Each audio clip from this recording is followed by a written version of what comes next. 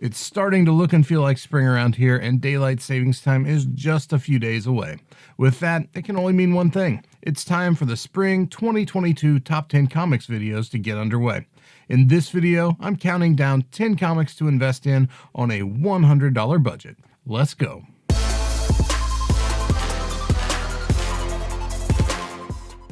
This video is brought to you by MySlabs.com. We'll have more on them later. $100. It sounds like a lot, but when you look at the price tags that come along with some of the more well-known back issues out there, it doesn't seem to go that far, which is why I launched the top 10 on a budget series so long ago. The purpose of this series is to show you the buying power that exists in the comic book market today for $100, $50, and even $20. Let's take a look at our first comic to invest in for your collection on a $100 budget or less. Kicking off the list is Marvel Teamup number 65, which sees Spider-Man team up with Captain Britain, who is making his first appearance in US Comics in this issue. Having first appeared in October 1976's Captain Britain number 1, which was published by Marvel UK in October 1976, it would take 15 months for Captain Britain to see print in a US comic. Published in January 1978, this Chris Claremont and John Byrne's story was delivered beneath a George Perez and Joe Sinnott cover. With an average current value of $85 for a raw high-grade copy, recent eBay sales for this book are all over the place. This issue also features a cameo appearance of the villain Arcade, who would go on to make his first full appearance in just the next issue. Captain Britain seems like a likely character that will pop up sooner or later in the MCU, so keep your eyes peeled for this one and pick it up before it creeps closer to that 3-figure price point. If you're looking for a terrifying place to spend the night in the Gotham City area, then look no further than everyone's favorite asylum, Arkham, which was first mentioned in our number 9 book, Batman 258.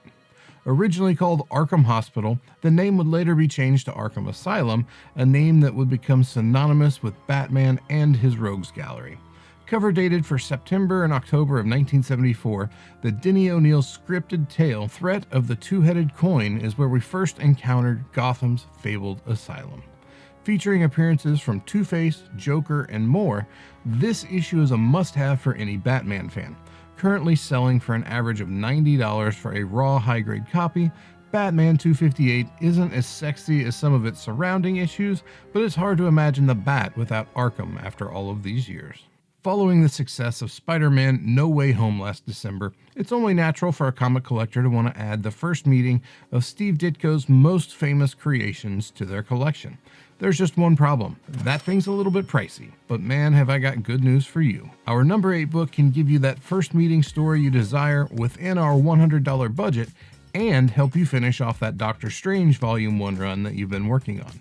Coming in at number 8 is Doctor Strange number 179, which reprints the first meeting of Spider-Man and Doctor Strange from all the way back in Amazing Spider-Man Annual number 2.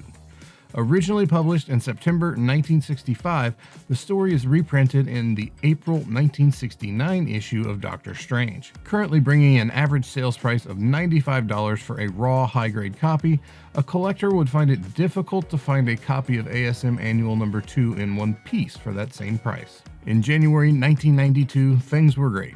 Nirvana was taking over the airways and MTV, Ecto Cooler was still for sale in your grocery stores, and the Clone Saga hadn't started yet over in the Spider-Man titles. All of that, and our number 7 book, Harbinger number 1, was hitting newsstands. Written by former Marvel editor-in-chief Jim Shooter with David Lapham interior art, the Harbinger universe starts here. This issue featured numerous first appearances including Sting, Zephyr, Torg, the Eggbreakers, and the Renegades. It was reported last month that director Wes Ball is going to direct a Harbinger film for Paramount Studios.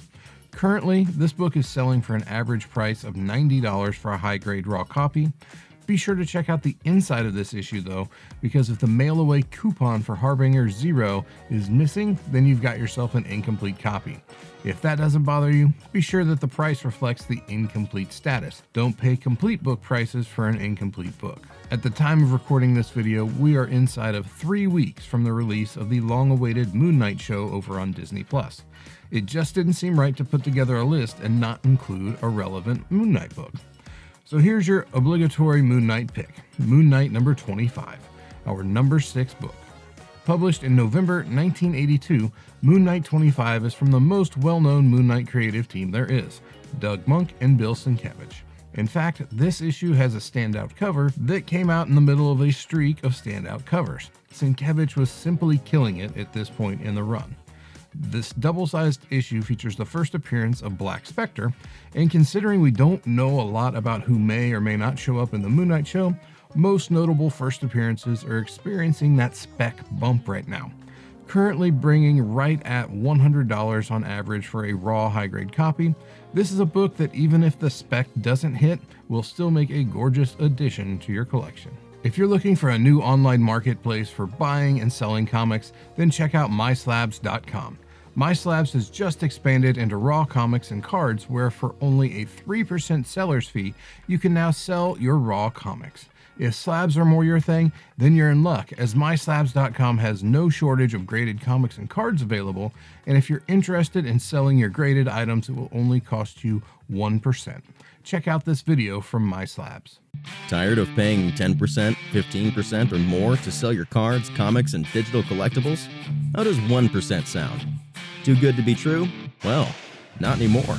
MySlabs.com is the web's premier user-driven marketplace for buying and selling slabbed cards, sealed wax, and now slabbed comics and digital collectibles. So the next time you're forced to pay 10% or more to sell something from your collection, head over to MySlabs.com and join the 1% revolution. Thank you to MySlabs.com for sponsoring this video.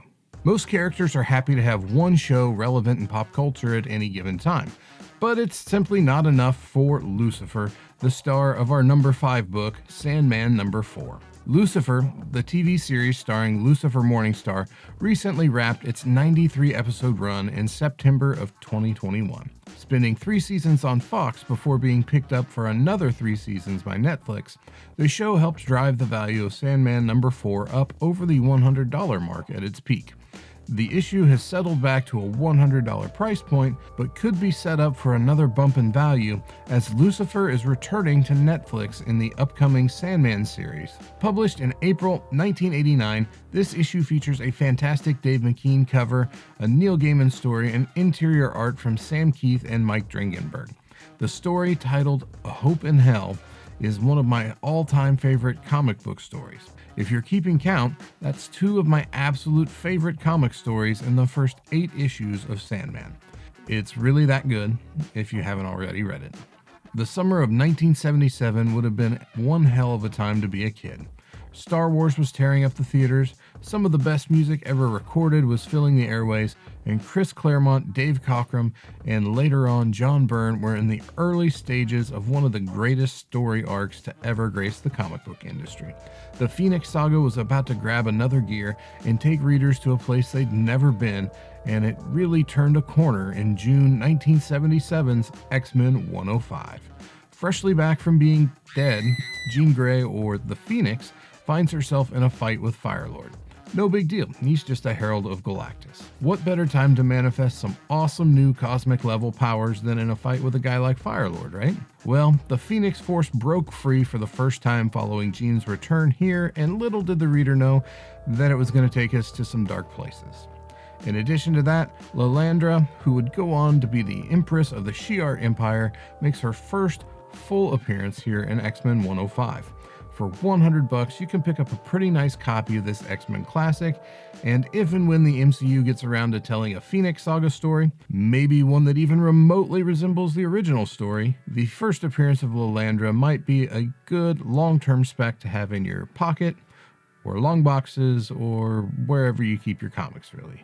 All good things must come to an end, and such is the case for our number 3 book, Teenage Mutant Ninja Turtle Adventures number 72, the final issue of the long-running Archie Comics series. Debuting in syndication on December 14th, 1987, the Teenage Mutant Ninja Turtles cartoon series was originally only a 5-episode miniseries. However, by the fall of 1988, it would begin its 10-season, 193-episode run, which would spawn a giant toy line, mountains of licensed products, and even its own comic book series. Okay, so let's break this down. We have a comic book series inspired by a cartoon that was inspired by a comic book. Weird. Anyway, the ongoing TMNT Adventures series because don't forget that the comic started out as a miniseries too, would run for a total of 72 issues from March of 1989 to October of 1995. As is common for titles as they wind down, sales start to fall off, which makes later issues more difficult to find after the fact. Such is the case for TMNT Adventures number 72. The value for this issue is derived from its scarcity, not its content. Couple that with the prices of the Mirage series taking leave of their senses in 2020, TMNT Adventures became a natural fallback for TMNT fans who still wanted to work on completing a TMNT run, but could no longer afford to chase down the original title. Currently bringing upwards of $100 for a high-grade copy, patience is on your side with this one, as there have been several sales in the $60 to $70 range in recent months. Certain moments in comic history are notable for their shock value. Crime Suspense 22 is shocking for its brutality. Green Lantern Green Arrow 85 is shocking for its open depiction of drug use. And our number 2 book is shocking for its dramatic look at alcoholism. Coming up in the runner-up position is Iron Man 128. Published in November 1979, this Bob Layton, Dave Michelini, and John Romita Jr. offering has been a favorite of collectors for some time now.